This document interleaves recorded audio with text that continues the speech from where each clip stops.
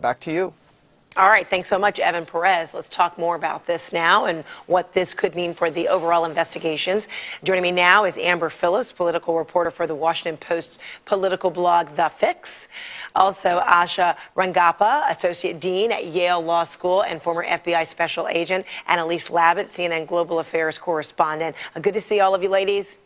Thank you. Good to be with you. All right, so Elise, potentially, what could be the shock waves if Rosenstein becomes a witness, if he were to have to recuse himself, etc.? Well, a couple of things, Fred. I think, first of all, we'll have to know, why Rod Rosenstein would recuse himself. It doesn't necessarily mean he's going to be a witness. It could mean that he felt that he was being pressured or he felt that he was too distracting to the investigation. But I think it would be the clearest sign that this investigation is expanding really to the top and perhaps for an obstruction of justice investigation, and that Rod Rosenstein would be a material witness. So I think there would be a lot of shock that this investigation is really expanding. And Amber, the investigation is clearly, getting under the president's skin as it appears to expand. The evidence is a rash of tweets over a couple of days coming from the president. This one, he says, quote, they made up a phony collusion with the Russian story, found zero proof. So now they go for obstruction of justice on the phony story. Nice. And then there's this one. Quote, I am being investigated for firing the FBI director by the man who told me to fire the FBI director. Witch hunt.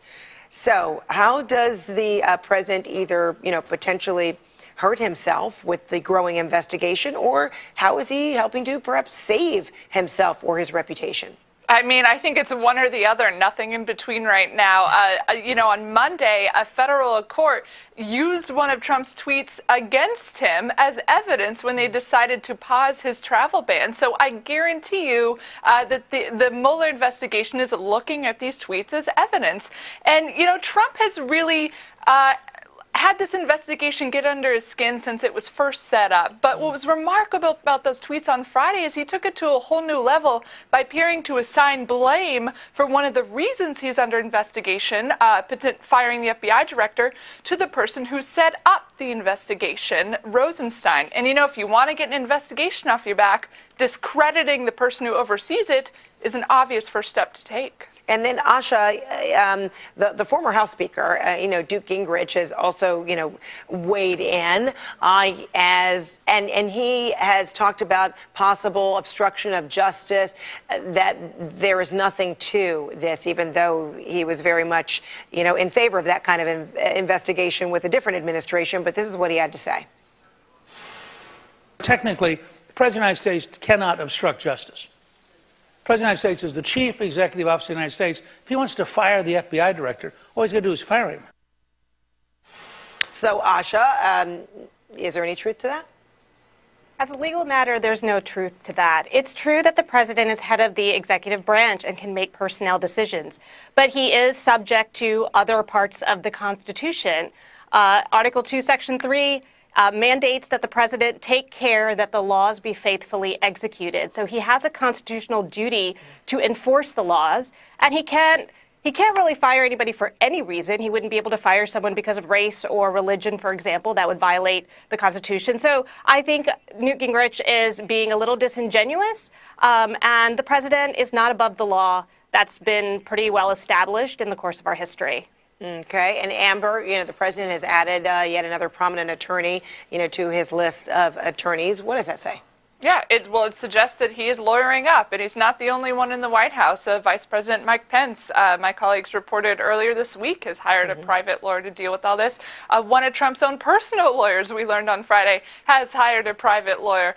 And lawyers who were hired to represent Clinton officials in the White House told me that this makes legal sense. You're not going to go, if an investigation is looking at your boss, you want to make sure you have yourself protected, because an investigation into the president is an investigation into the White House. And if you get called as a witness, you're not just going to show up and walk in without having some kind of legal counsel. And so, Elise, is that the consensus there in Washington? There shouldn't be any necessary inference made when you lawyer up, but it's a necessary, process.